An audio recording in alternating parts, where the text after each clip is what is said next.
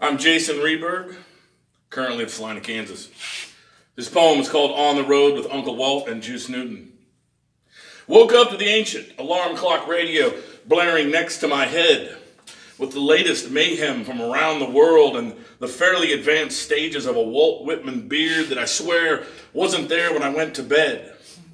And it's something about rockets fired into crowds armed with rocks, and I'm wondering suddenly if today wouldn't be one of those days better devoted to driving around the country back roads, drinking beer and picking wildflowers wherever I find them. And suddenly, I'm there. In a whirlwind of activity, it has been decided and enacted. And I'm driving down a classic American country road with a stag tall boy between my legs, and Juice Newton's playing with the Queen of Hearts of all things crackling out of the AM radio oldies channel, and somehow I know all the words, yes, by heart. And I'm belting it out like I'm in the band and all I've had for breakfast is half a bagel and some kind of B-complex vitamin and a beer. Thinking that I really should get that broken driver's side tail light fixed one of these days before my luck finally runs out. And while this is all probably ill-advised, it's okay. Because the point is, I'm here.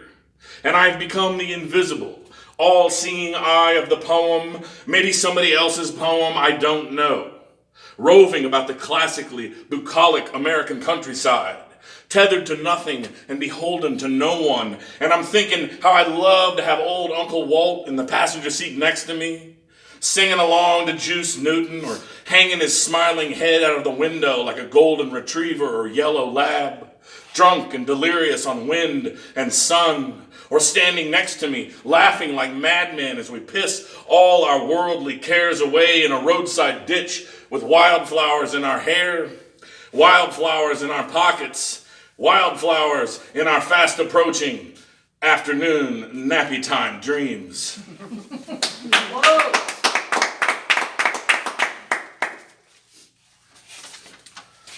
This is by a Pat Jourdan from Aldeburgh, UK. Welsh chapel protest. 450 Welsh chapels praying, their breath rising above the blackness, the wildness of prayer from the prim buildings between Aberporth and Effant, compressing their angst, the change from quaint Victorian problems to cutting-edge technology, the prestige of being the first in this airspace, sending a battery of prayers as drones ascend higher, ever higher in a parody of prayer, the devil's advance above any air. The silly work of praying. For people we will never know, so far, so near to hear. The international sameness of the sky, its boring clouds, the smell of freshly whitewashed chapel walls as daffodils above coal wait for the blaze of sunshine and the cup of espresso waits beside the drone controlling computer. Yikes. Apologies if I murdered your name, Pat. This is a Peter V. Dugan, Oceanside, New York. Life on the periphery.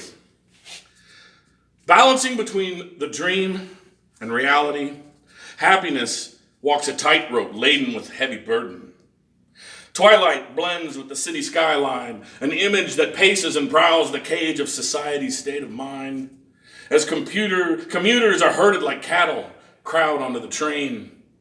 They flutter like moths to straddle white picket fences, boxed in by the parentheses of consciousness, feign the docile veil of domestication, buried beneath the shadow of tombstones, and bask in the silhouettes cast by the mist that shrouds the haloed moon. A vibration shudders the air, up by the railroad tracks, where daffodils evaporate in the light of electrified moonshine. Trees and shrubs blur along the rail line, forming a makeshift inversion of thought torn to shreds, like the weathered mattress that lays in the overgrown grass between the park fence and train tracks.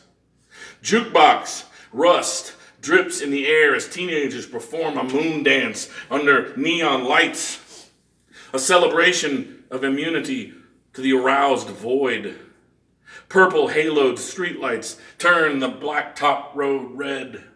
the impetus of a monotonous reality generated by imagination and fears as dusk foreshadows the failing light of day, viewed from behind the decayed stone walls. But like salamanders in a cemetery, they scurry to the comfort of home. An experience portrayed in the abstract lithograph of American life, floundering in a whirlpool of idealism.